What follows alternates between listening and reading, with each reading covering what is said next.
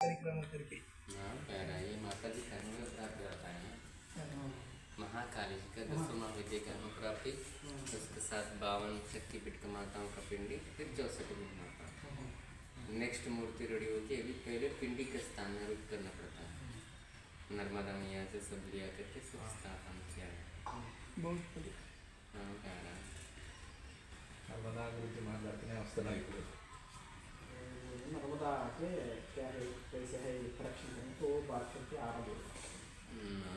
आप थोड़ा उपासना कैसे है थोड़ा बताओ ना। काली उपासना 15 साल में इससे बैठने के बाद बात हाँ बैठते ना। ओम श्री गुरुदेव दत्त।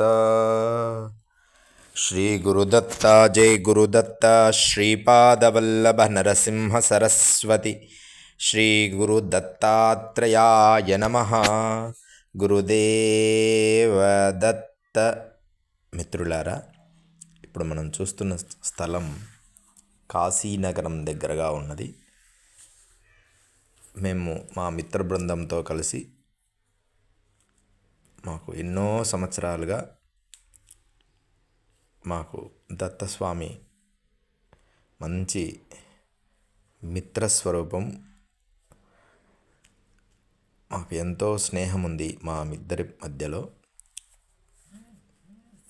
ఎంత స్నేహం అంటే అసలు అంత మంచి మనసు కలవాడు దత్తస్వామి.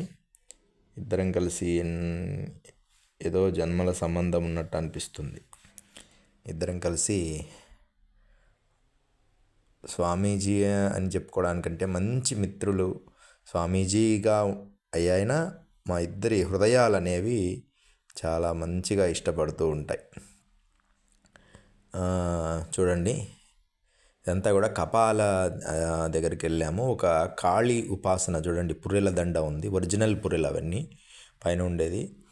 కాశీ దగ్గరగా ఒక మహాత్ముడు రహస్యంగా శ్మశానంలో ఈ దశమహావిద్యలకు సంబంధించి ఒక పీఠం నిర్మించారు. చూడండి, అన్ని పుర్రెల మాలలు దత్తుడు చేయి పెట్టి చూపిస్తున్నాడు. అది పుర్రెలకు సంబంధించిన ఒక పాత్ర, పుర్రెల ఆహారం. ఇది కూడా పుర్రె, నల్లగా రౌండ్గా ఉన్నాయి కదా, అది మాత్రం ఇత్తడి గిన్నె.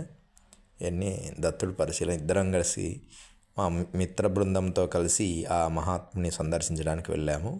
మీరు మొదట వీడియోలో చూశారు కదా, ఆ మహాత్ముడే. వారు దక్షిణ భారతదేశం నుంచి వెళ్ళి ఉత్తర భారతదేశంలో స్థిరపడినారు. కాళీ ఉపాసనలో అగ్రగణ్యులుగా ఉన్నారు. కాళీ ఉపాసనలో వారు ఎన్నో అద్భుతాలు మేము వారితో ఉపన్యాసించాము. అసలు ఎలా కాళీ ఉపాసన తంత్రము చెయ్యాలి అనే విషయాలు, కొత్త విషయాలు, అంటే గతంలో మాకు తెలిసిన విషయాలతో పాటుగా శుద్ధము, దాంట్లో జ్ఞానము కలిపి వామాచార దక్షిణాచార 2 రూపాలలో కాళీ ఉగ్రస్వరూపములో, శాంతంగా ఉగ్రస్వరూపంలో ఎలా చేయాలనేది స్పష్టంగా మొత్తం నీట్గా విశదీకరించారు మహానుభావులు. మాకు ఎంతో ఆనందాన్ని కలిగించారు. ప్రతి వ్యక్తికి కూడా ధర్మనిష్టగా సలహా ఇచ్చి పంపించారు మహాసిద్ధ పురుషులు వారు.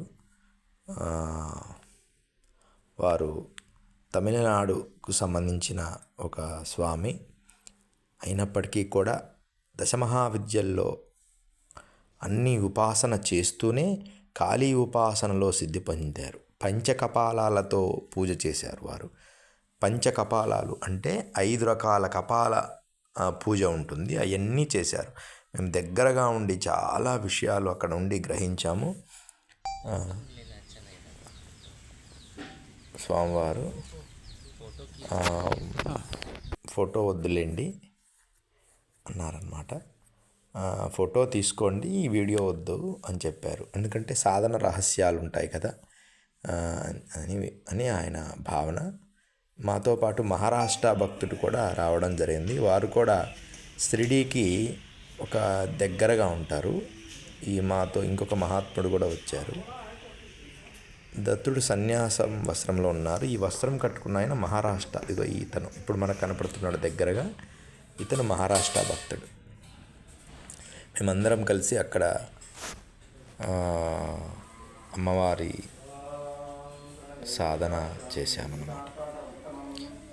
పూజలాగా శ్లోకాలు చదువుకుంటూ ఆ అమ్మవారిని అలా ధ్యానిస్తూ అమ్మవారి మంత్రాలు చదువుతూ ఉన్నారు దత్తుడు చదువుతుంటే నేను మౌనంగా అమ్మవారి స్మరణ చేస్తూ కూర్చున్నాను. కాళీ భైరవి అన్ని ఎంత అద్భుతంగా చదివాడు, మీరే వినండి.